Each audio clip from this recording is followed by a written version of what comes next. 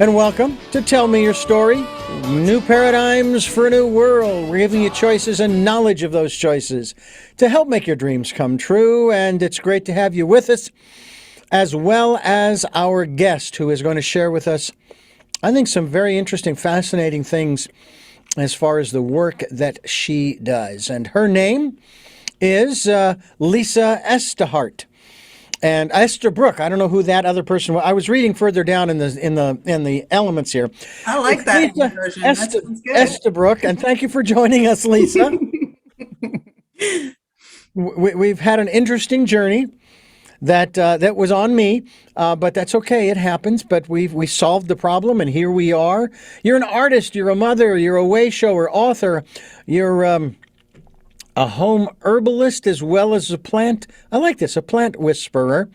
You've spent basically the last 30 years remembering how to create a meaningful, heart-led, healthy, and joyful life with the Soulflower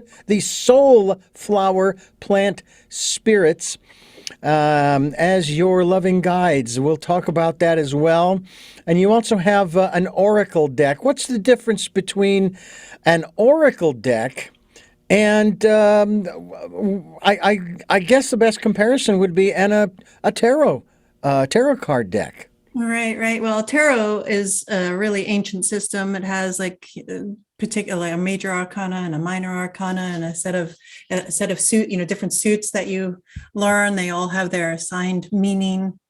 An oracle deck is really a much more, it can be anything, a free form. Can be the messages can be whatever the creator assigns to them, and so they're both tools for divination, which is learning about yourself. In my mind, I don't use either for fortune telling, I guess. It's more, they're tools for self-knowledge, for connecting with your inner world in a way that's a little guided and tangible. And so that's kind of the difference in a nutshell. I don't actually utilize tarot myself. I did dabble with it when I was a kid, but it's too complex a system. So yeah, I don't know. I mean, You just want to keep it simple. I wanted to keep it simple. That's that's a good motto for my life, actually. How did you come up with this deck? Well, good question. But for me, it was 100% my own journey, my own healing journey, my own journey of personal growth and self-discovery. And it wasn't an idea that I said, okay, I'm going to create this oracle deck and begin this business. It really is, something that I fell into, and the plants were the initiators.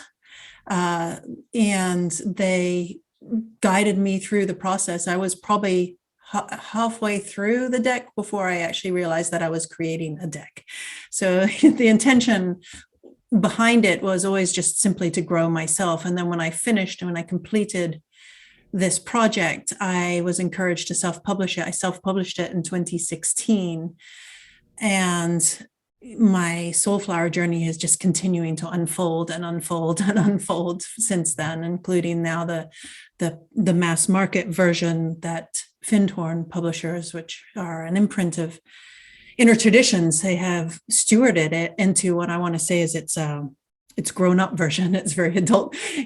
It feels like a child. It feels like a baby that I've sent out into the world as a young adult now, and it's out into the world. So it's been a one day at a time process. It's never been something that I've consciously said, I'm doing this and I'm building this business. That's never been my way. So that's that in a nutshell. I've often used this phrase, and I'd love for you to expand upon it because it sounds like this is where you're coming from for sure. Nature is our greatest teacher. Absolutely. We are nature. Took me a while actually to really embody that truth, to really understand that truth. We are often we often speak of like nature as something separate from us, and nature is the sunset, nature is the planet that we live on. And I certainly felt that way for a good deal of my life. And it was, when I was I would say it was like a midlife crisis, essentially, that began this process, this healing journey process. Mm-hmm. And, I'm on my knees, I'm in pain, I'm not happy. And I felt unsupported. I had a lot of narratives and beliefs and stories about, I was sort of a victim of my own life, if you like, a victim of life in itself. And it was nature that my relationship with nature and my remembering that I was in relationship with nature, that I was nature, that kind of brought me slowly out of that place of suffering. And so nature is our greatest teacher. It's just like oracle cards. Actually, it's a mirror for us, just like each relationship that we're in is a mirror for us. And so the flowers and the trees and nature was a mirror for me. And whenever I'm in nature, I mean, and everyone can attest to this, you can find your breath, you can find a moment of respite. In my garden, I found just deep solace for myself and peace. And so whatever was happening in my busy life, I would go out into the garden. And for the time that I was there working, laboring, I, was in a full present state, like really present with what I was doing. I wasn't in my mind prison. I was just there. And it was in that space that I started to realize that I was communicating with nature. And it took me a while to remember that I was nature itself, but, I was in awe of it. And it was white pine, actually. I remember kind of walking through the woods, and I'm looking at it was a muddy spring in Maine, and I'm sort of avoiding the mud puddles. It's kind of how we all are. We sort of have our heads down, right? Trying to avoid the shit in our lives and the muddy puddles. And I stopped to look in the mud puddle, and it was the most beautiful reflection of the trees above me and the white pines, where I live in the white pine state, and the pine tree state, and they are just reflected in this puddle. And so are the clouds and just the light. And it was just the most beautiful thing. And I'm just like, okay, I'm staring at this mud puddle. It's the most beautiful thing. And I was just overcome with this sense of just awe and, magnificence at life itself. And in my sort of mind, I was like, wow, how, thank you for this gift. I went to a place of open-heartedness and a place of gratitude for the experience of life in itself, and was, just exclaiming out loud, how can I know you better? How can I serve you? And I just felt through my whole body this message, which was something along the lines of, learn to see the beauty that you see in me, in yourself. Mm. And it really was a huge aha moment for me, that not only am I a part of nature, it went down to the cellular level. Everything all the building blocks of who I am is the building blocks of the tree that was connected to me, the land that I'm walking on. It was it's sort of a finite set of molecules that are building what is form in the world, and then it fades away and regenerates and comes back in new form, and it's processed through us and it's processed around us. And that really awakened in me this understanding of us as a part of nature, as cyclical beings within it, and then recognizing how I was so out of step with this cyclical way of being, even as a woman who cycled at the time. It's like I felt like I was in a perpetual summer, always doing, and pushing, and striving. And I had forgotten the winter. I had forgotten the fall, the letting go. I'd forgotten all these aspects that are what actually supports that growth in the spring and the summer. And so that's a really long, convoluted answer because I speak in spirals because that's who I am. But that is nature, like reflecting at us all the time, this truth and that we are and cyclical. And I remember too, like thinking, here's a story in my life of just feeling miserable every New Year's Eve, right? Here's what I need to do to fix myself. Here's my New Year's resolution. And it came from a place of just extremely wounded and obligation, a trauma even, and a great deal of pain. And you would try to fix yourself. Well, this year I'm going to do this. And of course, inevitably it fades away because it comes from this pain place. And then you just feel bad about yourself. And what nature would say to me was, oh, look, here's the sunrise. Here's a new day. Every day is a new day. You don't need to pin everything on this new year. Yeah. And maybe even it's every breath you get to take a breath and start over. You don't have to, wait for this magical date. Yeah. Yeah. You create a new beginning. And then so it's like, I just started to connect in with this abundance, if you like, of how nature is supporting us. And my kids were young at the time. And I don't know if you heard the Shel Silverstein book. It's called, it's a children's book, The Giving Tree. Oh, yes. Uh-huh. And I was reading that to my kids and just how nature is just always giving to us, always giving, always supporting. And I really felt that in my bones. I really felt that as truth. And if that was truth, then my life was so far out of alignment with that truth. How can I begin to align back with that? And that's when, I think that, that's the spiritual journey, right? And I wanted a teacher, I wanted a mentor, and I was a seeker and reading, and nothing ever really resonated with me except for being in my gardens. It took a while, trusting that what I was remembering, was real, quote unquote. Lisa Estabrook's my guest. We're talking about the My Soulflower Spirit. That's kind of the general direction that we are going. MySoulflower.com is the website. Soulflower Spirit Oracle deck, which is available through her website. It's actually the Soulflower Plant Oracle deck, as well as a companion guidebook.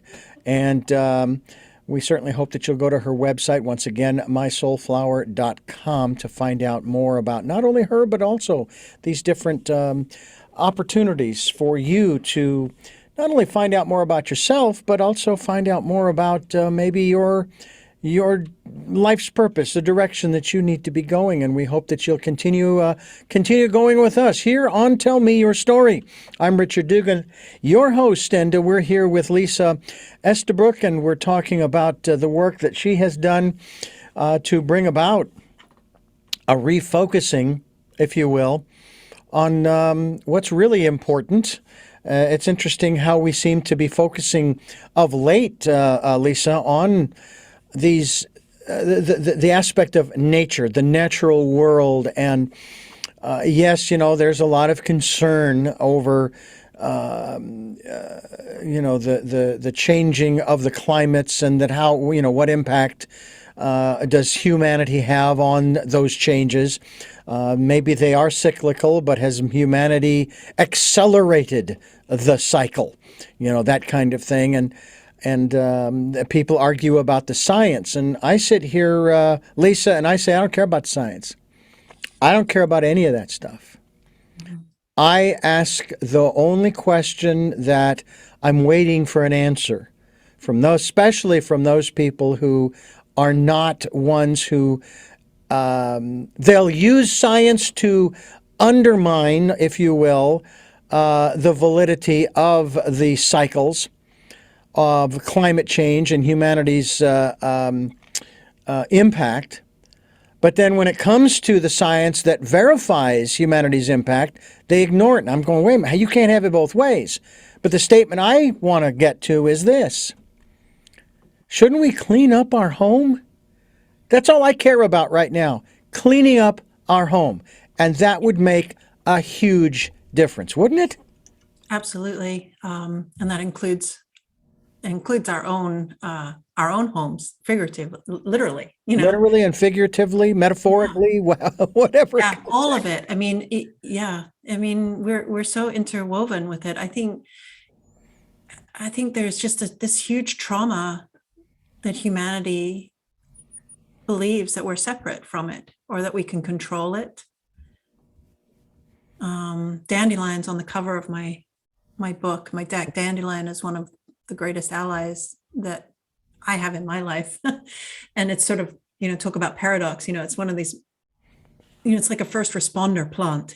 When humans go in and destroy an area and grade it up, what are some of the first plants that come in? And think of them as kind of first responders, like the first coming in with their own medicine to help heal and knit back this place that we've perhaps destroyed or manipulated in a way. And so We've mucked it up. well, we have, but I also feel like I feel like it's not irreversible, and I feel like nature. I mean, we're so creative. I feel like humanity is, if we could just let go of our need to control nature and figure it all out, and really just, like you said, find a way to just not clean. I mean, it is, yes, clean it up, but just find a way to reconnect and care for it, to love it again, to love nature for all that it gives us and how it supports us, and give it agency, even, Mm-hmm, mm-hmm. to understand. I mean, it supports us in so many ways. And the flowers, I mean, everyone's in relationship with flowers. We just don't see it that way. We just see them as resources, right? Or we see the earth as a resource for our own use. And so, we need to reframe that. We need to reframe it as medicine for us and support. It's a support for us, and we're a part of it. And that we're kind of poisoning our own home. We're poisoning our own bodies in the same process. I don't know what the answers are. I mean, like you said, I'm not a scientist. I don't know what the answers are, but I totally trust in the creativity of humanity to solve all the problems that we have. If we can perhaps get some of the large corporations, to stop putting all the onus of responsibility on the individual for some of that stuff. I mean, and then of course the paradox is that each individual has to take responsibility. It's important. You can't just keep, I don't know. I got no answers for you. I find it interesting, and I heard this just the other day. I hadn't really been following that closely, but I'd heard the other day that we have reached, as far as the population growth, we have reached either a leveling off or a decline in, if nothing more, in the growth of the population of the planet. That even though we're fast approaching, if we haven't already reached 8 billion, somehow something has shifted or changed where we're not making as many of ourselves as we used to be. And the other aspect, when you mention corporations, there are corporations that manufacture. I just heard a story, maybe you heard this morning, about the company, I guess it's the Mars Candy Company that makes Skittles, that is now under fire again for using toxic food colorings and so forth, that they said, and I couldn't believe what I was hearing, they said they would stop using as of 2016 for 5 years. What, and you're going to go back to using the toxic materials after 5 years? And it's like these corporations, they don't care about the customer because we're making more of them all the time. Well, if we're slowing down the making of more of us, then the consumer, the number of consumers is decreasing. I mean, this is just a sidebar thing. I mean, Yeah, it's for like sure. The logic escapes me. It's Right, so you're killing your customers. manufacture something that's killing your customers. I don't understand. Well, and that's kind of a a metaphor for what we're doing on the earth. Here we are polluting the earth. We're poisoning the earth. Yeah, We're poisoning our bodies. yeah, To what end, I'm not sure. yeah, But I think it's, like pain begets pain. I feel like we don't feel like we're a part of, so we don't belong. It's kind of like, yeah. we don't feel like we're part of nature. So then if we don't feel like we're part of nature, how can we even begin to take care of it I don't know. I Lisa wish I had Estabrook is answers my for you. guest, and we are talking about the work that she is doing here on Tell Me Your Story. I'm Richard Dugan, your host, and we're talking about the Soulflower. I keep wanting to call it sunflower. Soulflower You're work not that she's alone doing. there. What's that now? You're not alone there. A lot of people say sunflower. Well, mysoulflower.com is the website, which, Lisa, we will be linked to so that people can find out more about what you are doing, as well as to acquire for themselves a set of the Soulflower Plant Spirit or Plant Oracle deck, as well as that companion guidebook. Now, when you talk about this is the way I've kind of used both tarot and I don't lay out a bunch of cards for tarot or that kind of thing. But it's like, okay, I'm holding the cards and I can't believe how many different decks of Oracle and tarot cards that I've got at home. Through doing this program, I will receive, the complimentary set and so forth. And one of the ways that I will use them is I will think of a question or a situation or what have you, and then I pull a card, any card, nothing up my sleeve, and then I'll go to the book and I'll find that card in the book on the page and read the description thereof. And if you do that enough over time, you can pull the card and you don't need to go to the book anymore because you kind of know already. But our intuition, when using this oracle deck and these cards, talk to us a little bit about the aspect of trusting our own inner voice. Let's say when picking some of these cards, Yeah, I love the way you particular use. intent. I love the way you're using the cards. I think that's a really beautifully intuitive way of using the cards. And for me, that's how I use it as well. It's a starting point for self-reflection. It's a starting point for meditation. It's a starting point for learning to trust your own inner wisdom. So Mhm. when you pick a card, for me, it's not telling me something that I don't already know. It never is. I Exactly. mean, you're asked these questions, right? And you pick a card, and through the magic of frequency and vibration and all kinds of manner of things that we don't necessarily concretely understand, you receive a message, you receive a card. And it's exactly what you need to be reminded of in that particular moment. And for me, it's the oracle cards are a tool, a self-care tool in that way.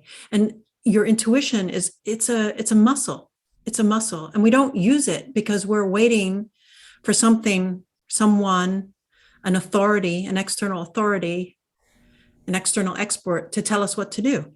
We've been programmed in that way. And I wasn't ever much of I went to school, of course, but I wasn't ever much of a student because I have a hard time with external authority telling me what to do. It's part of my medicine. So, and then in the end, I'm, well, what do I need to do? What do I need? How do I need to be? How do I need to approach these complex issues in my life?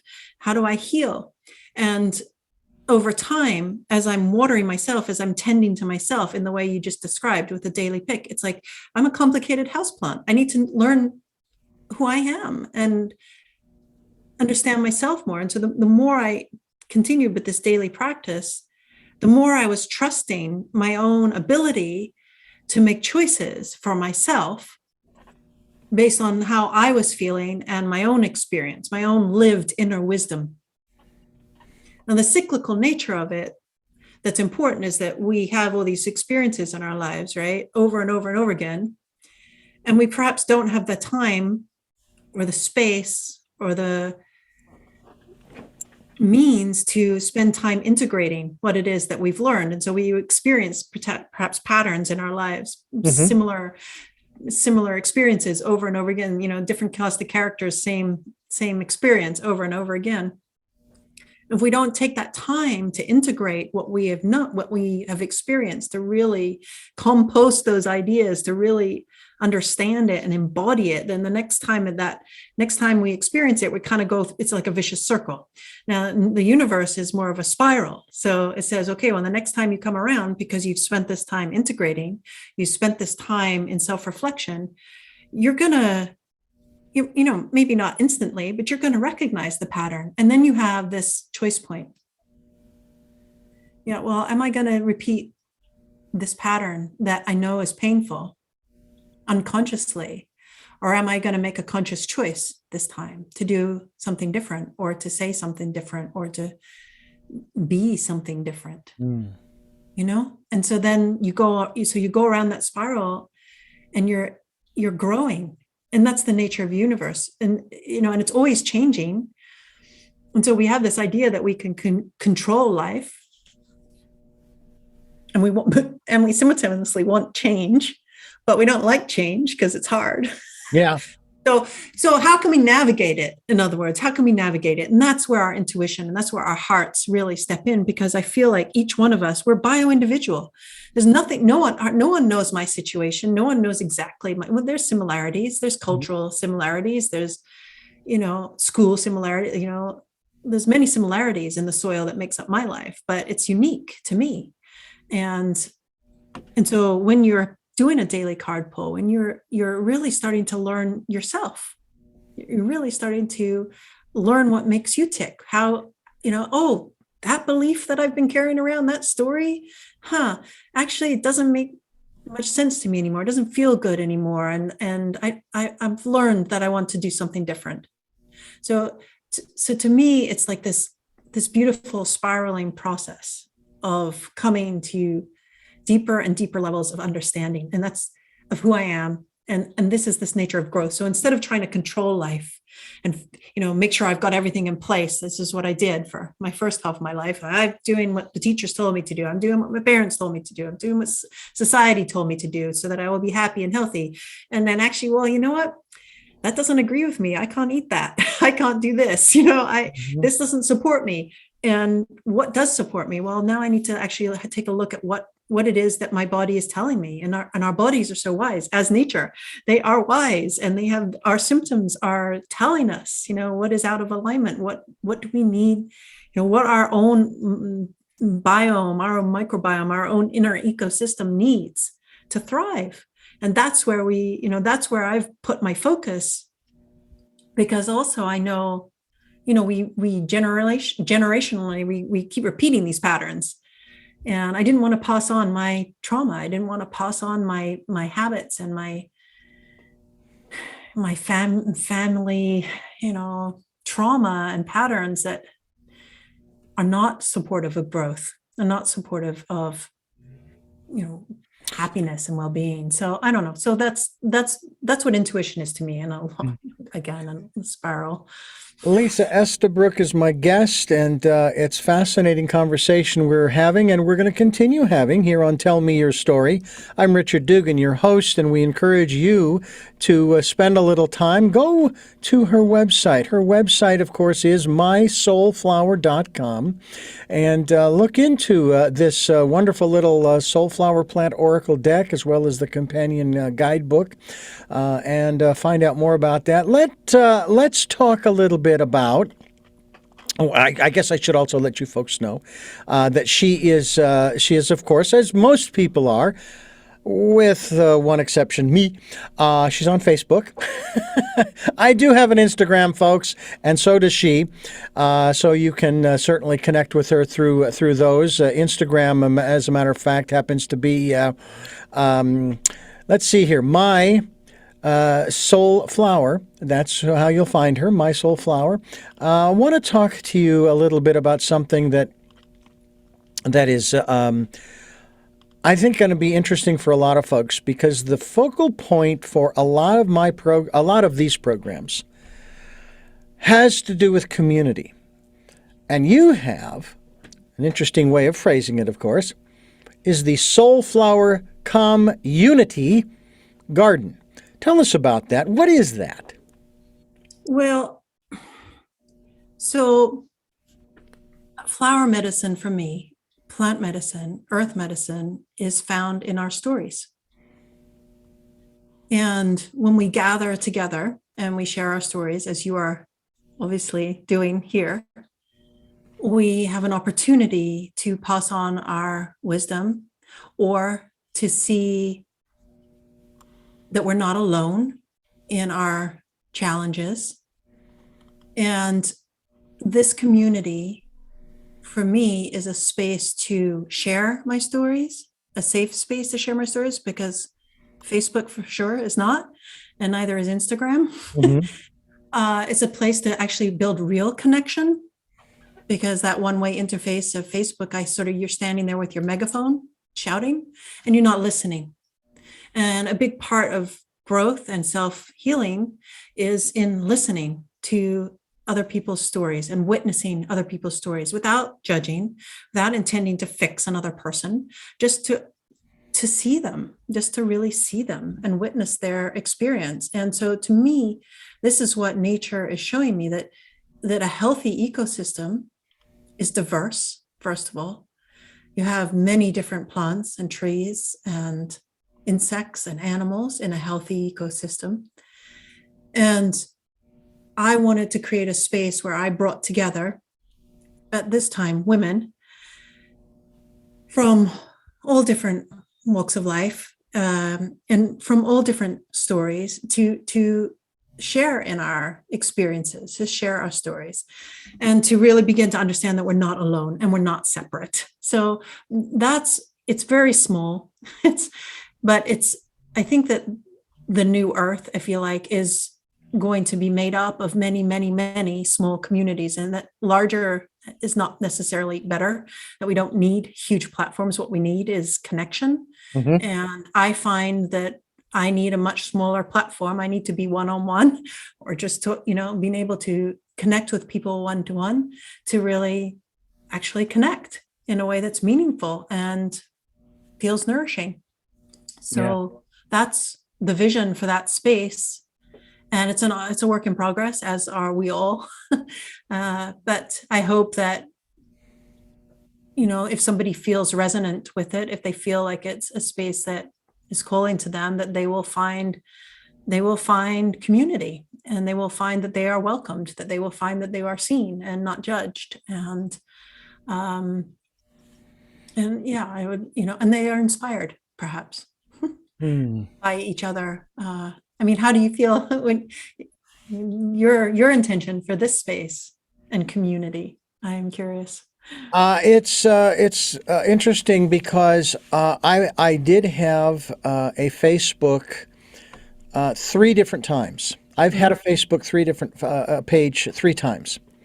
The first time I deleted the site, my account, was because I got some news that was not palatable to me, at least in that form, and as I found out about the death of one of my, shall we call, distant mentors. Actually, I did get to meet him. I found out about the death of he and his wife together. She had a terminal disease, and he couldn't live without her, so they decided they would leave together. The second time, I did it for the radio program, and it just became too much work. The third time, I was told, oh, yeah, they're going to allow you to do this, that, and the other thing. As soon as I created a new account, they eliminated the very reason why I was coming back to Facebook. So I deleted it again. I said, I don't need it. And when I talk to people, specifically our listeners and viewers, about going to the podcast and videocast locations like SoundCloud and Spotify and so forth, and I ask people to subscribe, and of course YouTube, where people can watch these videos, I say, I'm asking you to subscribe, not because I'm trying to increase my numbers. As a matter of fact, if I didn't know how many subscribers I had, that would be fine. Yeah.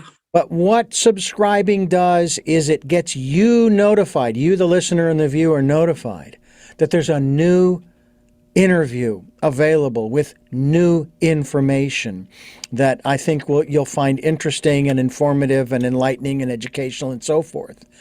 So I'm not about the numbers, even though, and I do mention them, I mean, we're over 85,500 listens on the podcast, the audio version, and I have over 280 videos up on YouTube in just the last 2 years that I've been posting.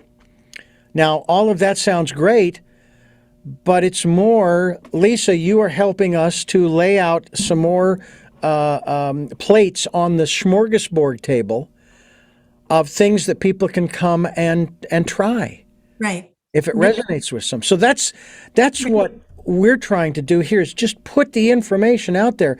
And I think you probably would agree that the people who need it will come to it. Absolutely. Because you're not going to get people who aren't interested. Yeah. And I think that's the beauty of what you're saying there, is that people are making a choice about what to consume.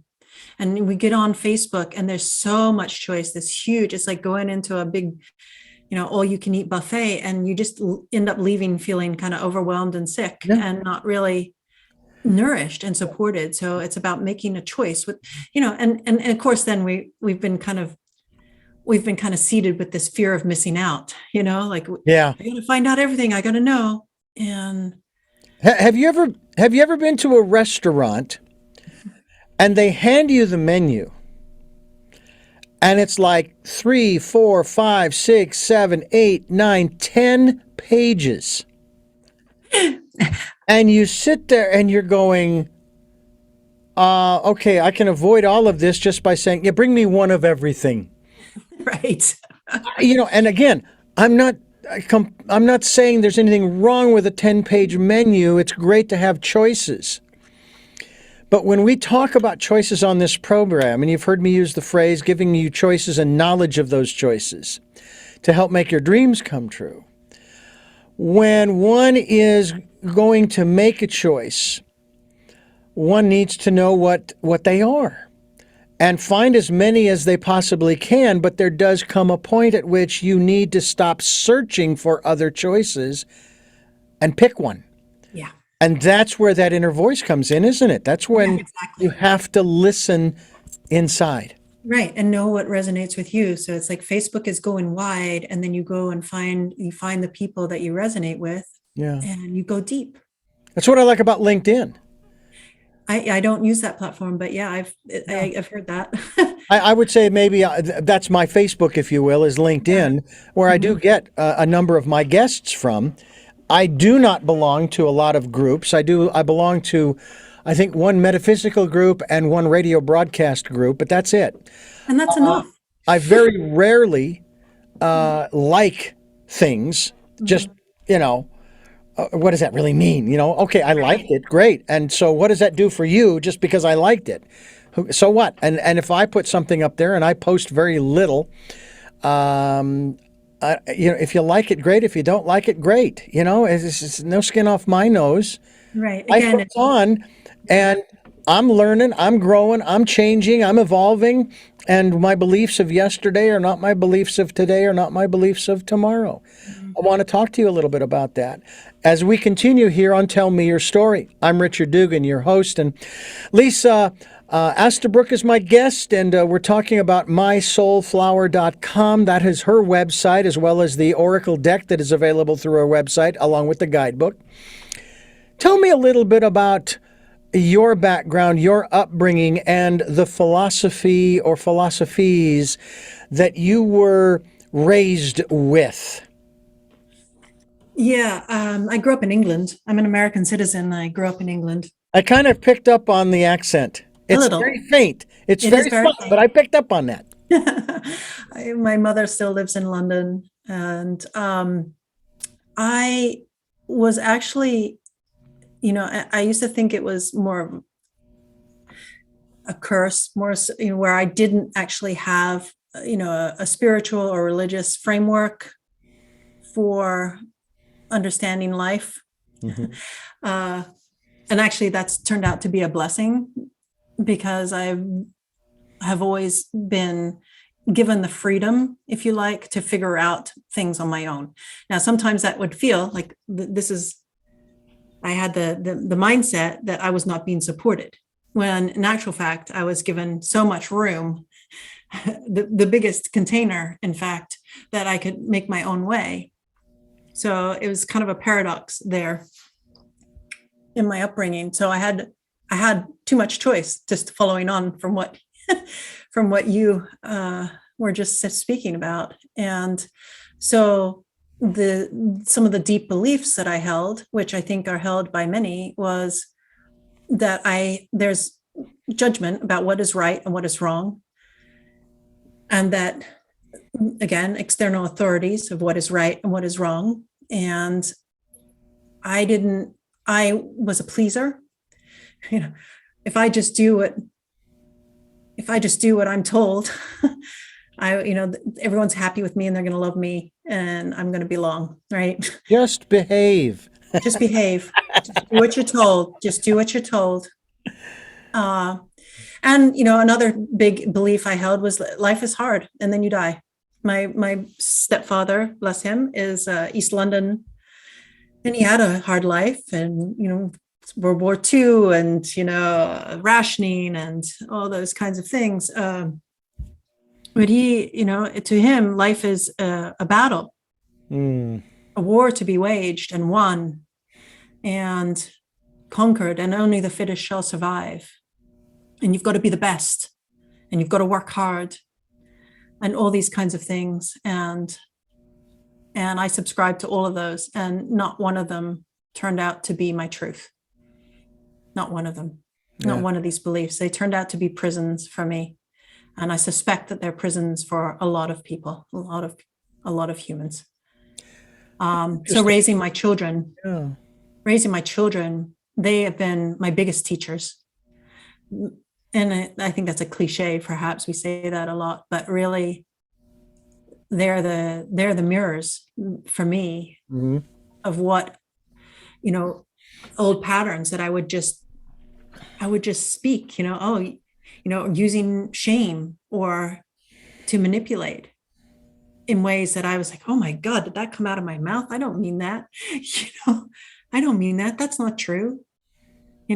Or you should respect me. That was another one that I was force fed from, that somebody deserves my respect, even if they treat me poorly. Or try to make me feel bad, or, Yeah. So there's a lot of, to me, this journey has been, and the plants have helped me unwind all of these beliefs. And it if there was a storyline for it's empowerment to see life as it's serving me, helping me grow, rather than being a victim of life and having to try to control it in some way, or feeling out of control when it doesn't go my way. And so that has been the thread that I have been unwinding and following. And, the flowers, each one of them has a personality, if you like. And I would find that when I was working with a certain flower, when I've picked a certain card, it would be not in some kind of altered consciousness that I would understand my connection and how it resonated with what was going on in my life. It was in my everyday waking life. It was, my life is here to teach me. It's here to help me grow. And the flower that I needed would show up, and it would give me a perspective. It would give me a tool with which to, a lens, perhaps, to a different set of glasses than the ones that I was given as a child to look at the world around me. It would help shift my perception. And I began to see everything that I was experiencing in my life, and the challenges and stories with my children or my work or whatever, or my partner, or whatever is going on, as nourishment for my growth. And it's challenging. It's not like life, it's like we think that if we've got it all figured out, it's all going to be just unicorns and rainbows. Right? Or Yeah. that's even possible. That's a really good marketing slogan that we've been force fed, that Yeah. there's a pill that's going to fix us and everything's going to be wonderful in this future time, in this some future place, taking us out of what is right now. And so, nature to me has always just said, what is happening? What is actually happening? And bringing me into this consciousness, this conscious place of like, well, actually, birds are singing. I've got a full belly. I've got a roof over my head right now. Let me start there. Let me create from that place. What I find sad and humorous at the same time Of course.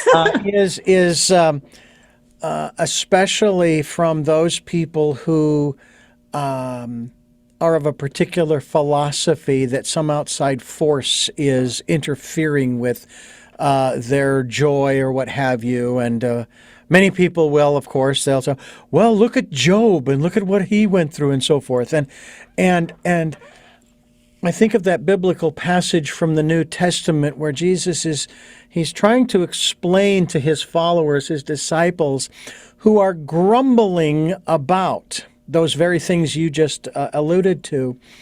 He says, look at the birds. You see the birds up there? They don't work, they don't toil, and yet they're taken care of. How much more will your Father who loves you take care of you? So don't worry about what you're going to wear on your back or what you're going to eat or where you're going to rest your head tonight. You're taken care of. And it's one of those things that, and again, I when I say these things, I never mean any disrespect. I'm just trying to maybe share an observation on my part, and that is that we had value before the sacrifice from the Christian perspective, the philosophy. How much more value do we have now? I mean, my God, we were created by some, not necessarily outside force, but let's stick with the philosophy there. And we were created out of love. Now, yeah, okay, if you choose to accept the concept of original sin, fine. But that didn't mean any more than I'm sure when your kids have misbehaved, they have messed up, they've violated the rules, okay, by bringing a lion into the living room. You're not supposed to do that. You still love them, but there has to be a time of reckoning, so to speak. But it didn't change your feelings for them. You're not going to toss them out, saying, "Oh, you screwed up, bye."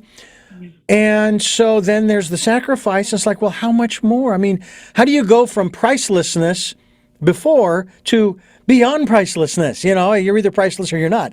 So I always found that so interesting because I worked 15 years for a Christian radio station, and I heard all of these messages about how we were nothing more than lowly worms. We were just, he could just sweep his hand across the planet and wipe us all out. But he didn't, That's really traumatic. Yeah, it is, really. It's very traumatic. But it's like, wait a minute, you're missing the point of the message. You're missing the point of the message. And you there was something that I was reading from your website about happiness. It's a process. And I have a feeling that the founding fathers of this country, they understood that. Yes, they gave us, they listed only 3 of the inalienable rights, life and liberty. But when it came to happiness, you get to pursue it. As you say on your website, it's a process. Happiness is not something that we achieve. It's something that, if you will, I guess, kind of ebbs and flows because that's the nature, the cyclical aspect of this world, right? Yeah, it's an emotion, it's a feeling. It's not. It's something that you express. Yeah, it's not tangible. Yeah, it's untangible, and I mean, we know money does not buy happiness, and yet we pursue money as if it's going to. Yeah. Yes, it makes life easier, but I think I think it all boils down to, again, like you're saying, was like choice, choice, that we have a choice. And I chose consciously that I want to be happy. I'm choosing happiness, and I choose to see life as a gift. And I choose to see it as precious. Yeah. And I choose to see everybody on this planet, every human, with their halos on, some slightly askew, but as all as expressions of spirit or love. Mm-hmm. And when it's like how they say to speakers, if you want to be on stage speaking, imagine everyone in their underwear. It's the great equalizer, right? And I just choose to imagine. I choose to use the power of my imagination, which is my creative gift, and we all have this, to see life as beautiful, and that we're in the Garden of Eden. It's here. It's right here. We're walking on it. It's abundant. There's enough for everybody. Oh, God, yes. And Absolutely. when so then I have to then examine in myself all the ways that my thoughts and my words and my actions don't align with that fundamental truth, which is what nature is showing me. And yeah, and your point is well taken, because I know that, and I am doing my utmost not to listen to or watch any news, especially in the last, specifically several months, but over the years. And the irony has been that I've worked for news talk information stations for the better part of my career. So it's like, how do you escape it? But over the last few months, I've really been working hard to stay away from that. And yet when I do hear it, I hear the word, of course, I hear the word inflation, and I hear the word recession. Harry Chapin, in one of his songs, asks the question, who makes what inflate? And, and I find that's a very good question. But what I've noticed is that the universe has found a way for me to basically go through this mythical, I'm going to call it mythical thing, okay, just like in 2008. And it's like, I'm sorry, I don't see it. Yeah, I know. I had to pay $6.09 a gallon for gas, but the universe somehow in some way made a way for me to have what I needed to do it, to put that $6.09 a gallon in the tank. And now, of course, it's starting to come down. And of course, I was telling people all along, I said, relax, this is temporary. And the price of this and the price of that was going up. Relax, it's temporary. You said it before. Change is inevitable. Change is the constant in the universe. And there's this great book. And by the way, one of my listeners, I believe her name is Marlene, she sent me this poster that is associated with a book I read back when I was working for the Christian station. It's called Who Moved the Cheese? I don't know if you're familiar with it or not. No. It has to do with change. And I read the book. It was made mandatory. And I read it and I put it back on my boss's desk. And I said to him, I said, look, I get the point of the story. However, I do not have a problem with somebody moving the cheese. That's fine. Just tell me where you moved it. That's all I want to know. If you don't like it here and you move it over there, I just need to know where you moved it so I know where to find it. But that's going to happen because everything is in motion. I mean, look at the cosmos. I mean, have you seen those pictures from the James Webb telescope? Yeah, it is Spectacular. Now, everything is sitting still, obviously, and it's a still image. But all of that is in motion. Yeah, it's humbling. It's humbling. And whenever I feel like, the world is against me, I mean, I feel humbled by nature. That's another big message, like I'm just here for a little while. I'm just here for a little while. And what am I going to create in my life? Am I going to create love, or am I going to create fear? And then really it boils down to those two things for me: the scarcity. All these separation, all these things come from a place of fear. And for me, all I I want to create love, and I'm humbled. I'm really deeply humbled by how nature is supporting us. And I'm honored to age. I'm honored to go through this process. And I want to experience every aspect of life. Mm. I want to live. I don't want to hide away in my home, scared of everything, scared of speaking, scared Yeah. of being who I am. And this is my soulflower work. It's like, okay, what is on my plate today for me to grow myself? Well, today I'm talking to Richard, and I couldn't agree with you more on those sentiments. Absolutely. We're talking with Lisa Estabrook, and it is mysoulflower.com. That is her website. And you're listening to and watching Tell Me Your Story. I'm Richard Dugan, your host, and I wanted to ask you, Lisa Estabrook, about these plant spirits.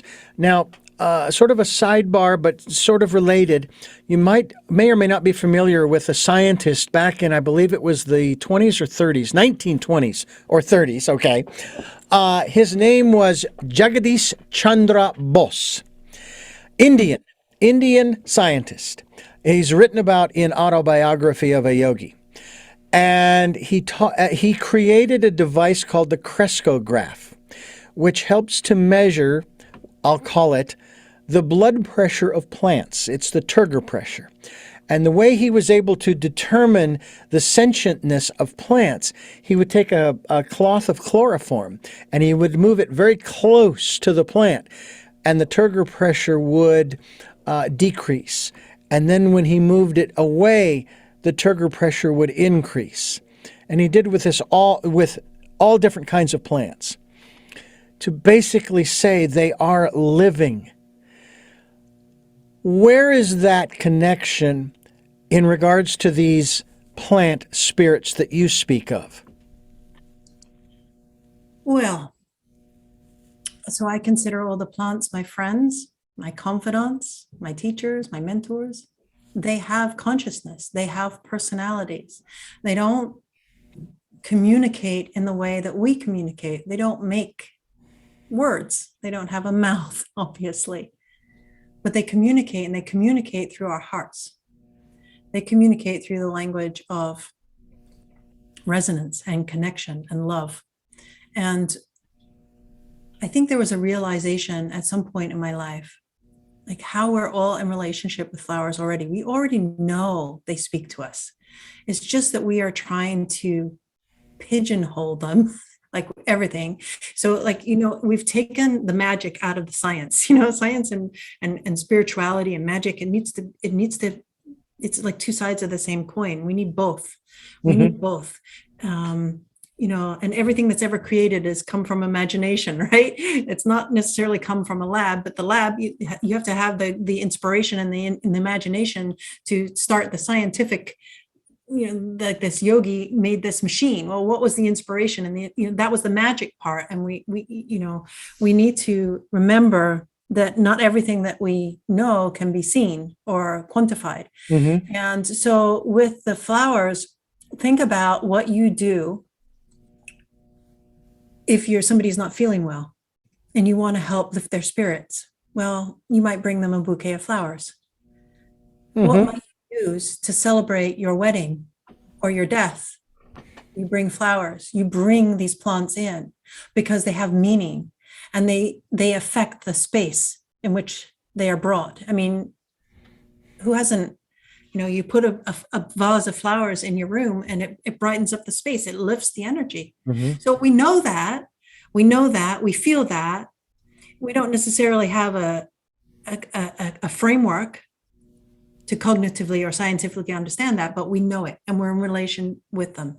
And so it wasn't much of a leap from me anyway, to begin to feel into how I felt around certain flowers and when they were in my life, and to start to make connections. And so now we are the Ukrainian war, for example, and sunflower is the national flower, and you see it everywhere around us.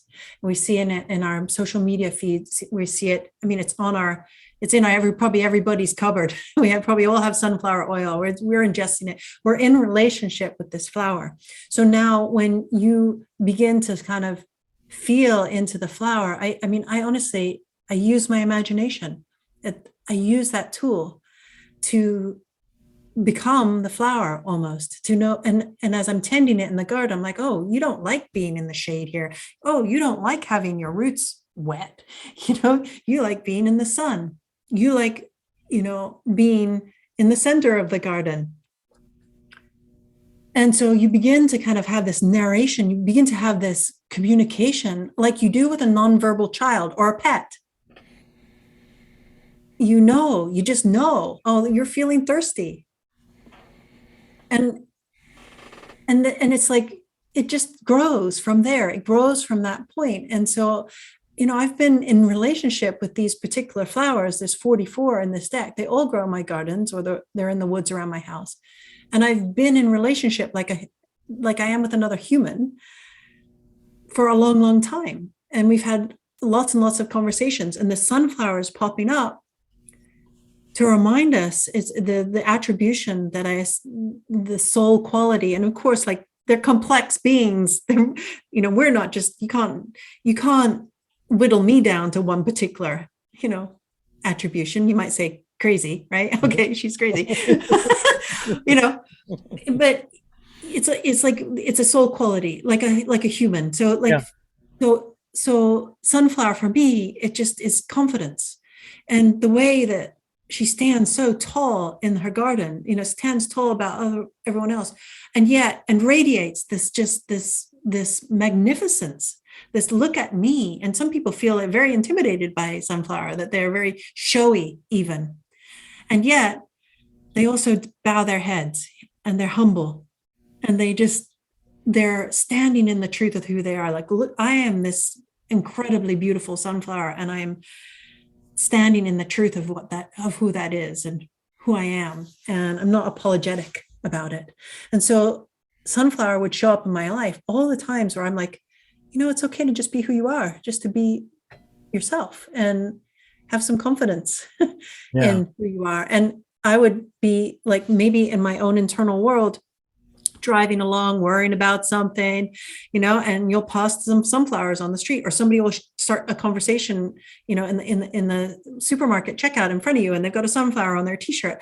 And I would start to be reminded of this being that's in my life, and and the qualities that they bring up in my body and in my feelings. And it starts to just weave together this beautiful experience and story. So, I encourage people to go to my website. Yes, as you've mentioned before, but I have a free daily pick there, and I don't collect any information. You can go and play with it. You can say to yourself, well, what do I need to be reminded of right now in my life?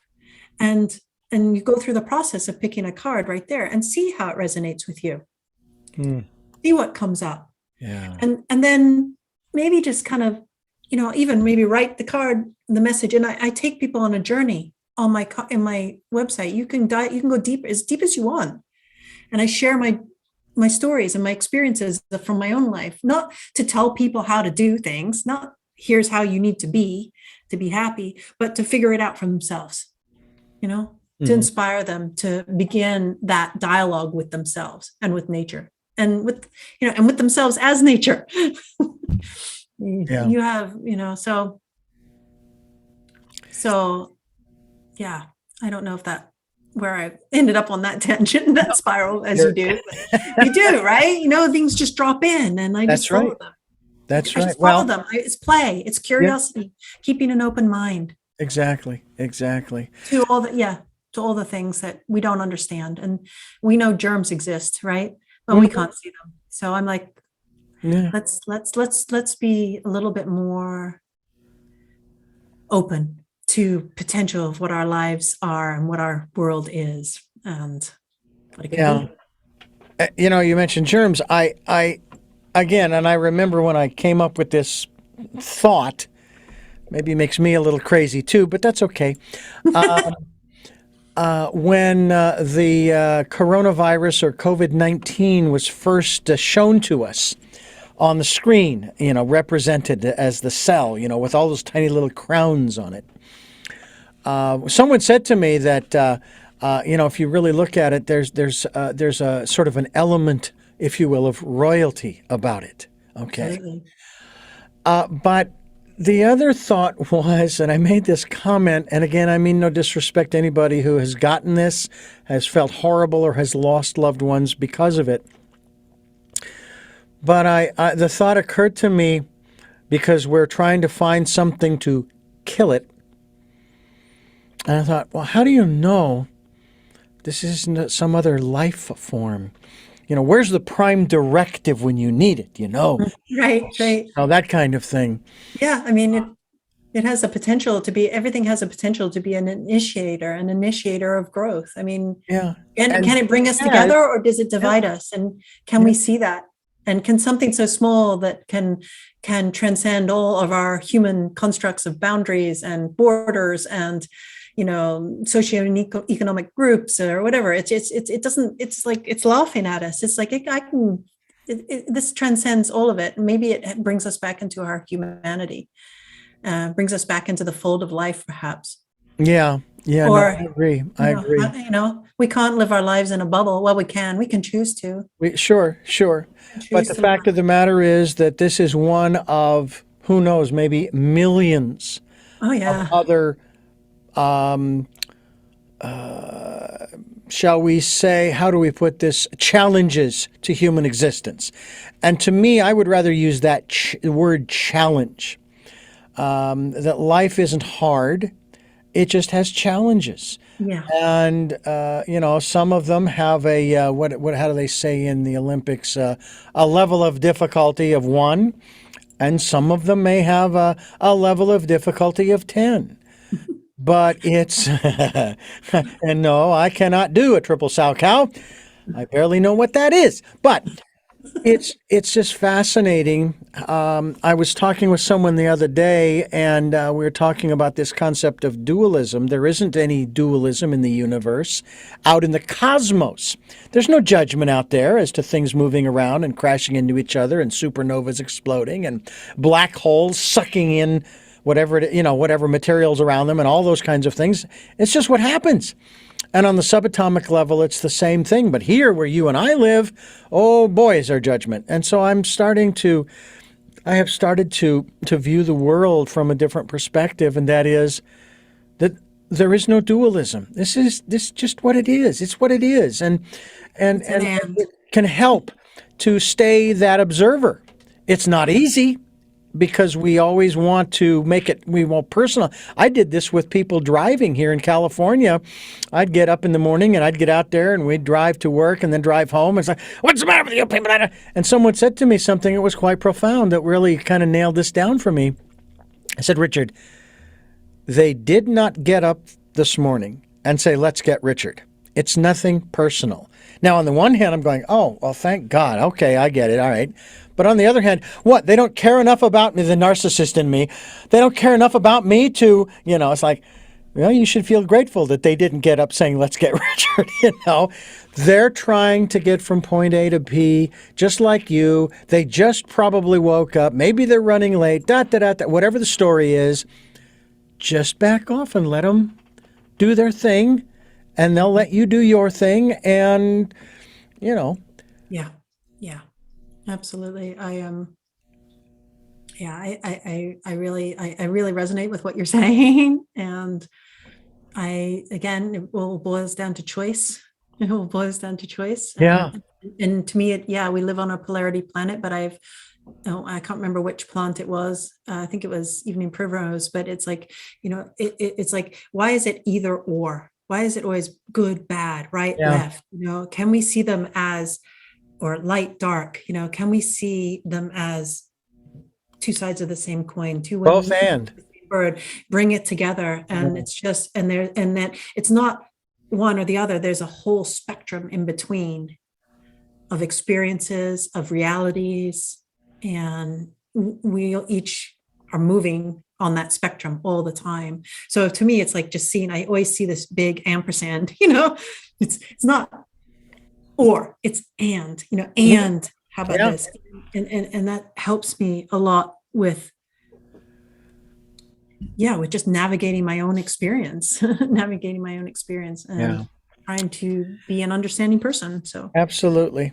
Lisa Estabrook is my guest. It is mysoulflower.com is the website, mysoulflower.com. We encourage you to find out more about and go there and pick a card. Pick a card, any card. yeah, go play. I think, Absolutely.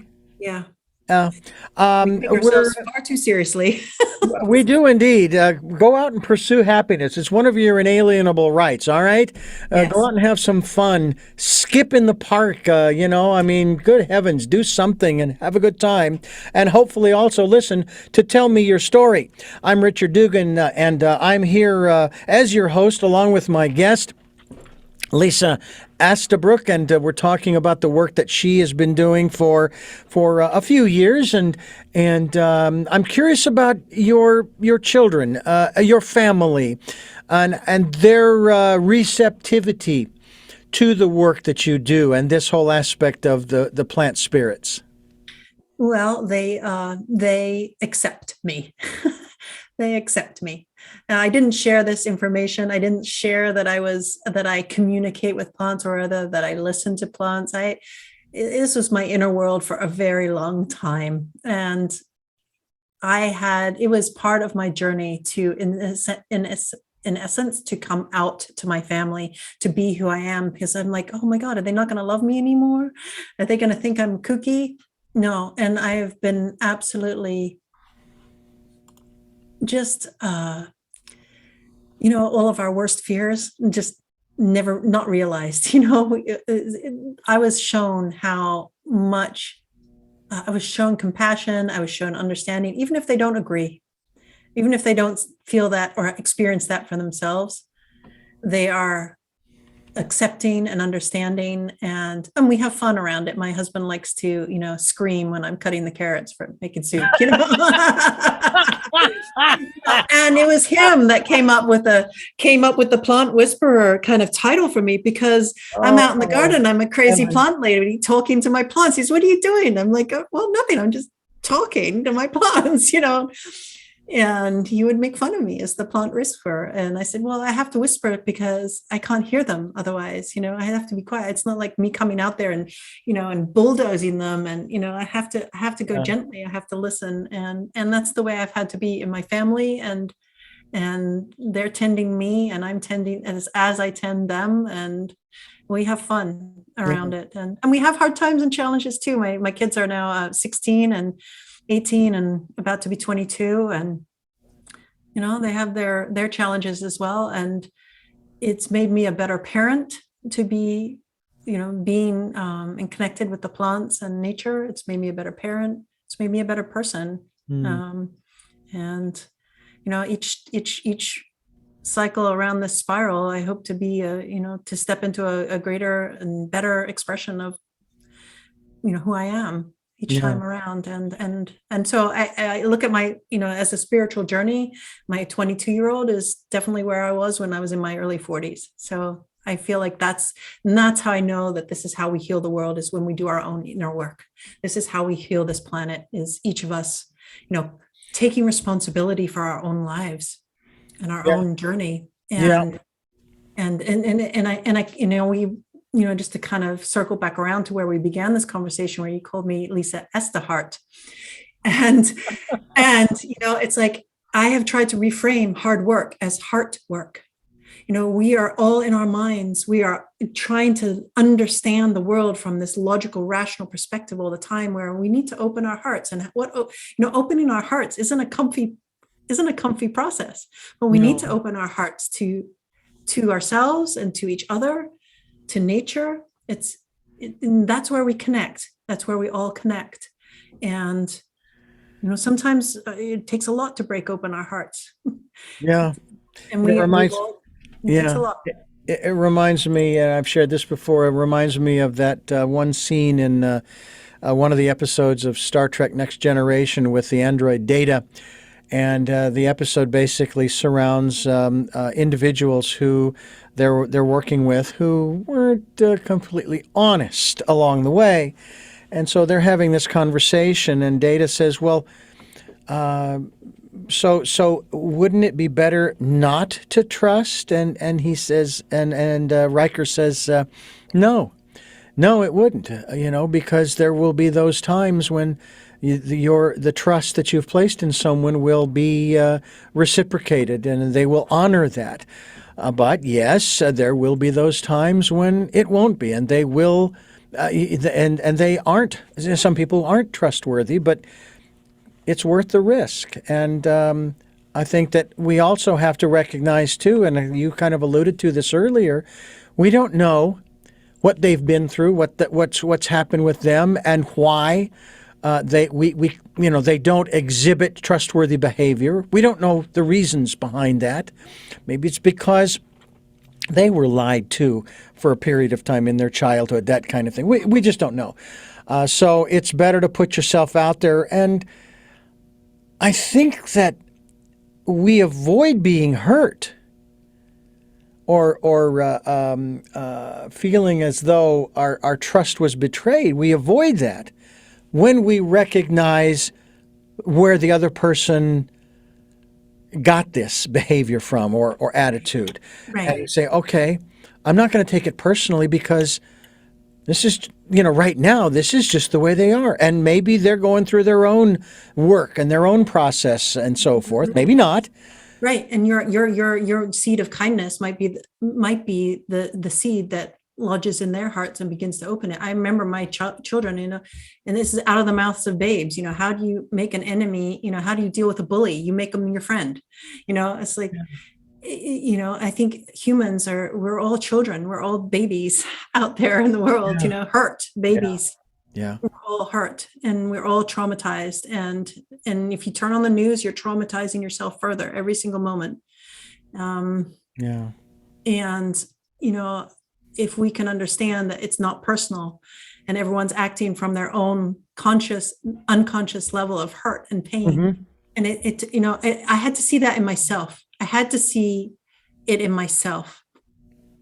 And then when I saw it in myself, I could see it in everybody else as well. Yeah. And I would say Mr. Rogers, I'm watching Mr. Rogers, look for the good, look for the helpers, because they're always there. And we have a choice, we have a choice. We want to, and humans, we like to see the trauma. We like to see, the rubberneckers on the street. We want to see the bad stuff that's happening. It's kind of, I don't know.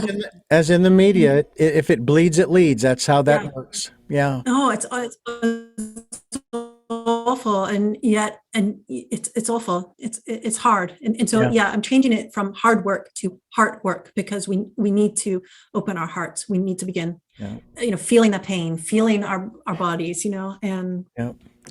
And Lisa Estabrook, aka Lisa Astahart, yes, is my guest here on Tell Me Your Story. I'm Richard Dugan, your host, and I want to thank my guest, Lisa Estabrook, for joining us here on the program, sharing with us mysoulflower.com. We will be linked to your website as well, so people can go there as they're listening to or watching Tell Me Your Story and the comments and conversation that we have. I have 3 final questions that I ask all of my guests. You may have answered them throughout the program in some fashion, but I like to ask them directly. But before I do, I want to thank you for listening to and watching Tell Me Your Story, New Paradigms for a New World, as we're giving you choices and knowledge of those choices to help make your dreams come true. We're here on Sundays at 7 a.m. and 7 p.m., Monday mornings at 1 a.m., and then on Wednesdays for our special edition of Tell Me Your Story at 9 a.m. We stream live at those times at richarddugan.com, and the podcasts are on SoundCloud, iTunes, TuneIn Radio, Spotify, Stitcher, Player FM, Blueberry, iHeartRadio, Amazon Music, many other locations. And you can watch these interviews on YouTube, and as I said earlier in the program, if you subscribe, you can be notified every time there's new content up on those platforms. We also ask that if you can support the work that we are doing financially, we would greatly appreciate it. We have a PayPal account that is there for your security as well as ours. And we ask you to participate in the Decade of Perfect Vision, where we ask you to go within and listen to that still small voice. I had one of my guests, Lisa, say 60 seconds. If you just start with 1 minute, okay, and it'll grow in time, but just stop and just take 60 seconds. If you have to set an alarm, set an alarm. I don't care. But take that time to go within and just be quiet and still and peaceful and calm. With that, we now go to our three final questions for our guest, and always grateful that our guests give us so much time here on this program. So the first of the three questions is, who is Lisa Estabrook? I'm a human being and a complicated houseplant. What is it that you hope to or want to achieve through the work that you are doing now? An understanding of life as serving me and not against me, and to sow that seed in the hearts of others. And finally, what is your life's purpose? To be myself. Well, Lisa, again, thank you so much for sharing with us both yourself and your plant oracle cards, your deck, as well as the guidebook that's available through your website. And it's been a real pleasure. I hope we get a chance to talk again very soon. Thank you so much for having me, Richard. It's been lovely. And I thank you for listening to and watching Tell Me Your Story, New Paradigms for a New World, as we are giving you choices and knowledge of those choices to help make your dreams come true. And until our next broadcast, podcast, videocast, love to Lal and Jeanette, I am listening.